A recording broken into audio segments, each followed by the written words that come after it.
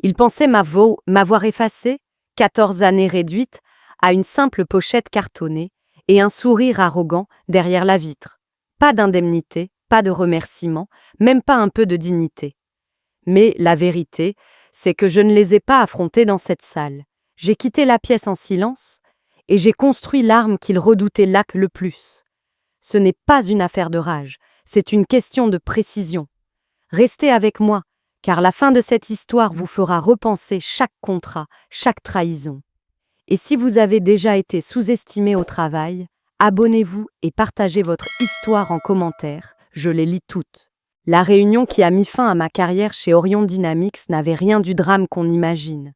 Pas de cris dans une salle de conseil, pas de dispute enflammée se terminant avec la sécurité, me raccompagnant dehors. Non, c'était plus discret, plus glacial, de ce genre de moments qui vous font vous demander combien de fois la décision avait été répétée avant qu'on m'appelle enfin. Denise des RH était assise en face de moi, une pochette cartonnée déjà glissée vers mon côté de la table. Son sourire était mince, fragile, du genre qui se fissure dès qu'on le regarde trop. Sa voix était terne, vidée de toute conviction, lorsqu'elle a récité les mots que je savais qu'elle ne croyait pas. Restructuration, réalignement, efficacité des coûts. Je les avais déjà entendus 1000 fois, mais jamais avec mon nom associé. Jason, le nouveau VP, n'a même pas pris la peine de s'asseoir. Il traînait derrière la vitre, feignant de consulter son téléphone tout en me jetant des coups d'œil. Je sentais sa satisfaction, celle d'un homme persuadé que mes années de travail n'étaient qu'un obstacle à sa propre ascension. Je ne lui ai pas offert le spectacle qu'il espérait, je n'ai pas élevé la voix, je n'ai pas plaidé ma cause, je n'ai pas demandé pourquoi celle qui avait bâti tout le cadre contractuel de l'entreprise se voyait soudain remettre un dossier de départ comme une invitée indésirable. J'ai simplement pris l'enveloppe, les tourné dans ma main, puis les reposé sur la table. « Envoyez-moi les détails par mail », ai-je dit calmement. Denise a vacillé une demi-seconde, sortie de son script avant d'acquiescer trop vite. Je me suis levée, j'ai ajusté ma veste et je suis partie. Le couloir dehors était silencieux, étrangement, comme si le bâtiment lui-même avait été averti de retenir son souffle. J'ai rejoint mon bureau, ignorant les regards curieux de mes collègues, et je n'ai pris qu'un seul dossier dans mon tiroir. Tout le reste, la tasse, le diplôme encadré, les piles de dossiers soigneusement étiquetés, pouvaient rester là. Rien de tout cela n'avait plus d'importance. La vraie valeur que je portais ne tenait pas dans un carton. Lorsque j'ai franchi les portes vitrées dans la grisaille d'un après-midi de Seattle, une étrange sérénité m'a envahi. J'attendais de la colère, peut-être même de la panique, mais c'était plutôt un soulagement. Ils croyaient se débarrasser d'un centre de coût. En réalité, ils venaient de trancher leur seule encre. L'ironie était presque trop parfaite. Ils étaient convaincus d'avoir la main, que je disparaîtrais en silence, qu'on m'oublierait vite dans une base de données RH. Ce qu'ils ignoraient, c'est que je ne partais pas les mains vides. J'emportais chaque plan de leur faille, chaque raccourci que j'avais couvert, chaque angle mort que Jason croyait invisible. Et j'avais surtout gagné une certitude. Je n'avais pas besoin de me battre sur leur terrain. Je ne suis jamais revenue, ni pour discuter, ni pour me défendre, ni pour sauver l'orgueil. J'ai choisi une autre voie. Et ce choix est devenu la réponse la plus tranchante que je pouvais leur offrir. Dans les semaines qui ont suivi mon départ d'Orion, le silence a été plus lourd que je ne l'imaginais. Mes journées avaient toujours été rythmées par les appels, les échéances, la pression constante d'être celle qui empêchait les contrats de s'effondrer. Du jour au lendemain, je n'étais plus personne dans leur système. Mon badge désactivé, ma messagerie coupée, mon nom effacé des listes de projets. Pour la première fois en plus de 10 ans, je me réveillais sans réunion à préparer, sans crise à résoudre. Cela aurait dû être libérateur, mais c'était comme flotter dans un vide. Pourtant, dans ce calme forcé, quelque chose a commencé à s'affûter. Je repassais en boucle les années à donner à Orion, les week-ends sacrifiés, les urgences évitées, les solutions inventées que des cadres comme Jason prenaient un an pour acquises. J'ai compris que j'avais bâti, brique après brique, l'empire de quelqu'un d'autre, pour qu'on décide finalement que je ne valais plus le salaire associé à mon nom. Ce constat était amer, mais aussi éclairant. Un après-midi, une ancienne collègue partie quelques mois plus tôt m'a contactée. Elle travaillait désormais chez Aérotech, un concurrent qu'Orion qualifiait de « ligue mineure ». Elle m'a proposé un café sur le front de mer. J'ai failli refuser, mais la curiosité l'a emporté. Assise face à elle, à l'écouter parler de l'ambition d'Aérotech, de leur souci réel d'efficacité plutôt que d'apparence, j'ai ressenti quelque chose que je n'avais plus connu depuis longtemps. La possibilité. Il ne voulait même pas que je répare les erreurs des autres. Il voulait que je conçoive dès le départ. Il n'était pas aveuglé par les titres, ni obsédé par la hiérarchie. Il voulait des résultats, et ils étaient prêts à me confier les responsabilités qu'Orion avait toujours brandies comme une carotte sans jamais les accorder. Ma décision de les rejoindre n'est pas née de la vengeance. Elle est née d'une reconnaissance, la reconnaissance que j'avais encore quelque chose à bâtir et que je n'avais pas besoin de l'aval d'Orion pour le faire. Mais au fond de moi, je savais ce que ce choix allait provoquer. Ce qui fait le plus mal à une entreprise arrogante, ce n'est pas la critique, c'est d'être dépassée par quelqu'un qu'elle a jugé insignifiant. Je n'ai pas choisi Aérotech pour me venger. J'y suis allée parce qu'il m'écoutait. Pourtant, je comprenais bien la portée de ce mouvement. Orion croyait m'avoir effacé. Il n'avait aucune idée que j'étais sur le point de réapparaître là où il n'avait aucun contrôle, de l'autre côté de la table, en construisant précisément le concurrent qu'il méprisait, en préparant la tempête qui un jour s'abattrait sur leur mur de verre trop poli. La première fois que j'ai mis les pieds dans les bureaux d'Aérotech, j'ai failli rire. C'était un ancien entrepôt transformé, avec la peinture qui s'écaillait sur les façades et des ventilateurs de plafond qui grondaient plus fort que les ordinateurs portables posés sur les bureaux. Rien, à première vue, ne criait « concurrence ». Et pourtant, sous la surface régnait une énergie fébrile que je n'avais plus ressentie depuis des années. Les gens bougeaient avec urgence, débattaient avec conviction, griffonnaient des idées sur des tableaux blancs sans attendre qu'un vice-président vienne les approuver. Pas de murs vitrés pour faire semblant, pas de réunions interminables pour ménager des égos fragiles. Ici, on ne faisait pas semblant d'innover, on se battait pour survivre, et cette fin donnait un avantage décisif. Au départ, on m'a demandé quelque chose de simple, revoir les contrats fournisseurs. J'ai parcouru les dossiers et j'ai immédiatement repéré des failles, des risques qui pouvaient les couler en arbitrage ou les disqualifier des appels d'offres publics. Ce soir-là, je suis resté tard pour réécrire les clauses, resserrer le langage, combler les lacunes. Le lendemain matin, je leur ai rendu le tout. Ils ne l'ont pas enterré dans un dossier, ni dilué en comité. Ils l'ont appliqué immédiatement. Ce moment a tout changé. Chez Orion, je m'étais battue pour être entendue, mes recommandations étudiées mais rarement adoptées, sauf quand quelqu'un d'autre s'en attribuait le mérite. Chez Aérotech, mon travail passait directement en pratique. C'est ainsi que la reconstruction a commencé. J'ai remanié les calendriers d'approvisionnement pour supprimer des semaines perdues. J'ai conçu des contrôles de conformité, capables d'anticiper les problèmes avant qu'ils ne se transforment en amendes. J'ai refondu les politiques de classification des sous-traitants, celles-là même qu'Orion ignorait, jusqu'à ce que l'État vienne réclamer des pénalités. Chaque amélioration rendait Aérotech plus affûtée, plus agile, plus difficile à ignorer. Mais ce qui comptait vraiment, c'est que personne à l'extérieur ne savait que j'étais là. Je n'ai pas modifié mon profil LinkedIn. Je gardais mon téléphone silencieux, ma présence invisible. qu'Orion continue de croire que j'avais sombré dans l'oubli. Leur arrogance était mon camouflage.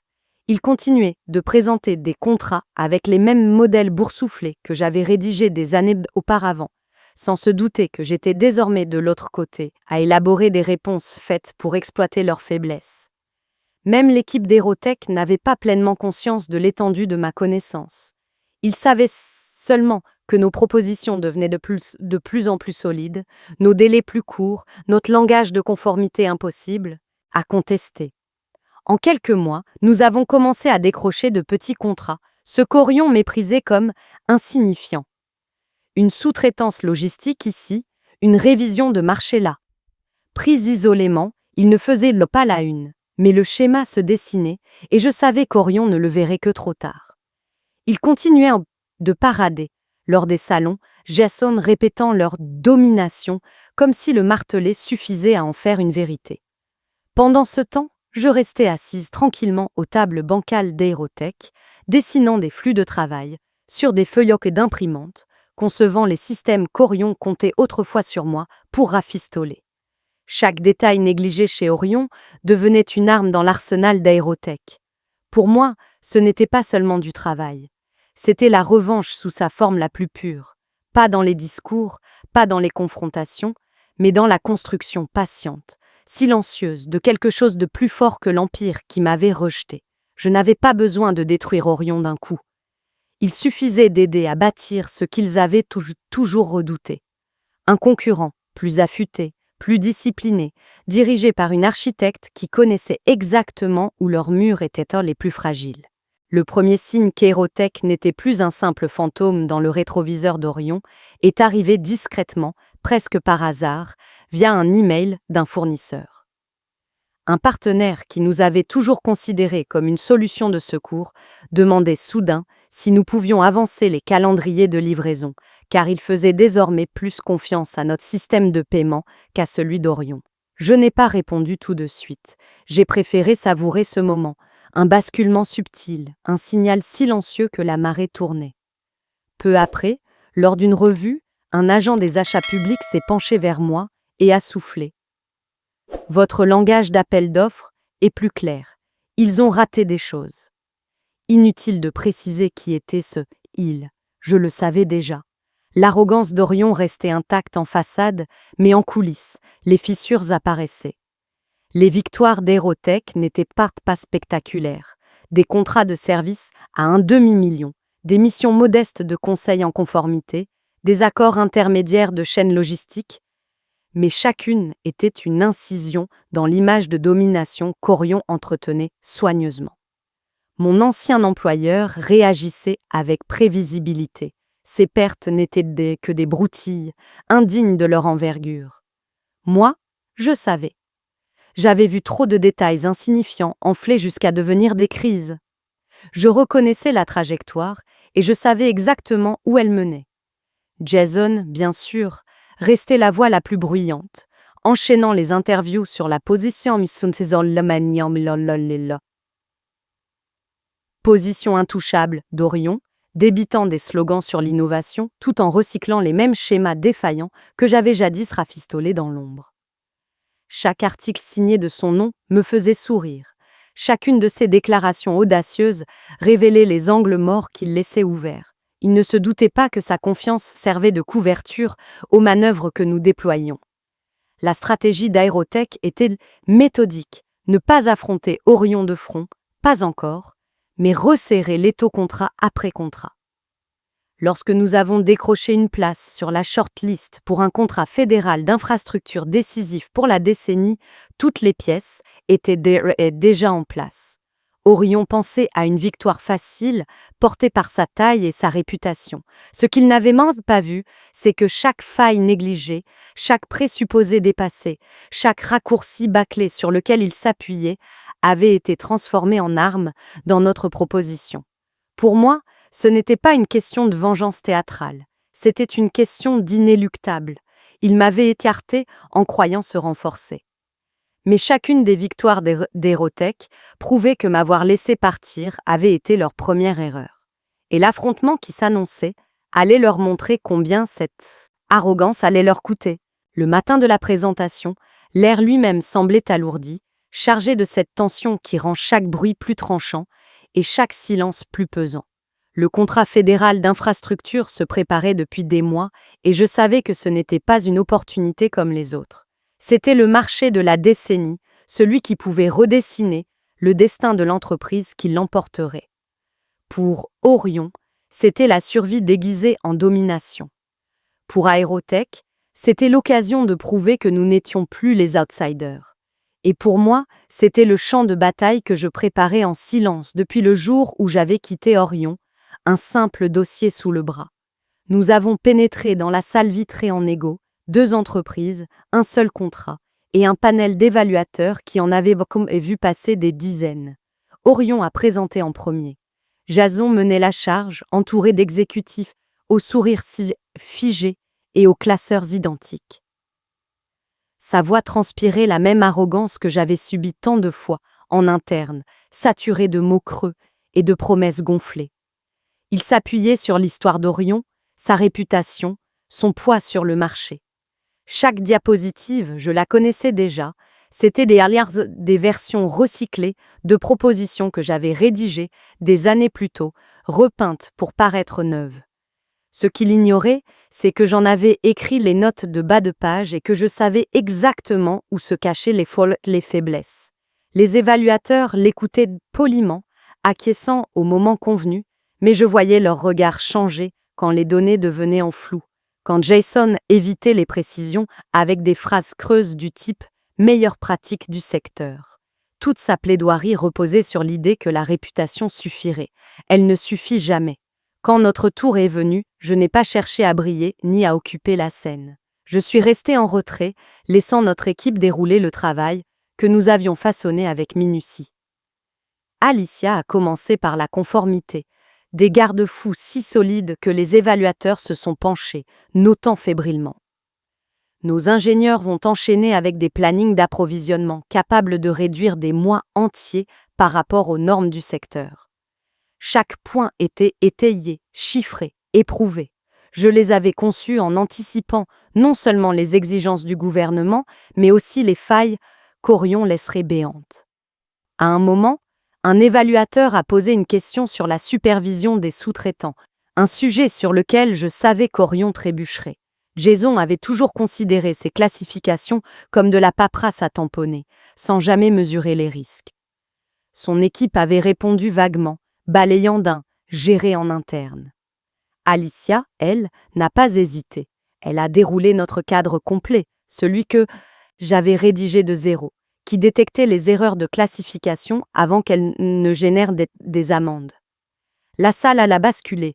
À cet instant, les stylos se sont arrêtés, les têtes ont hoché en cadence. C'était le pivot, le moment où l'équilibre s'est inversé. Jason a vacillé. Sa main a tressailli sur la table, sa mâchoire s'est crispée lorsqu'il a compris que nous venions de mettre en lumière la faille qu'il m'avait toujours demandé de couvrir.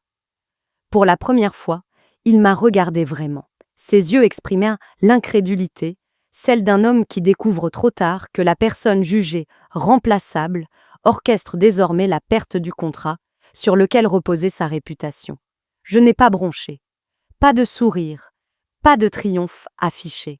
J'ai simplement soutenu son regard une fraction de seconde avant de revenir aux évaluateurs, comme s'il n'existait déjà plus. Le reste s'est déroulé comme une mécanique huilée.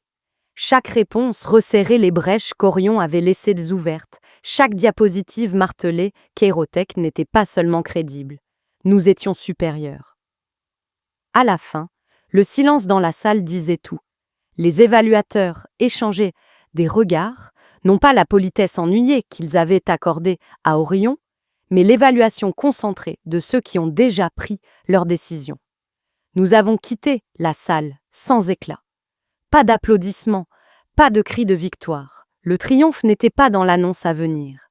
Il se trouvait déjà dans les visages fermés des cadres d'Orion que nous avons croisés, incapables de se regarder. Jason s'attardait près de la porte, les épaules tendues, les yeux cherchant en vain une explication, une faille qui lui permettrait de croire que ce qui venait de se passer pouvait être effacé. Je ne lui ai rien donné. Pas un mot, pas un signe, pas même un regard.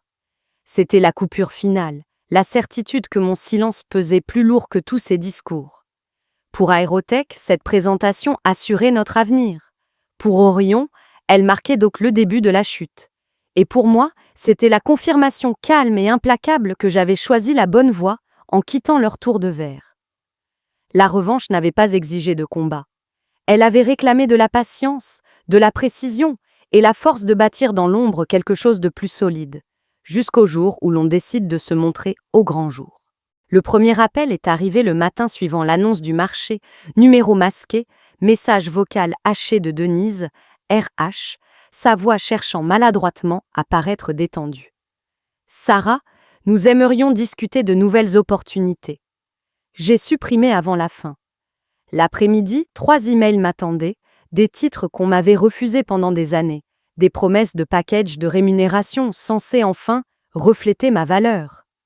Même Jason a envoyé un message sur LinkedIn, dégoulinant d'une humilité feinte, le genre de note rédigée par quelqu'un qui comprend trop tard que le sol s'effondre sous ses pieds. Je n'ai pas répondu. Mon silence était ma réponse.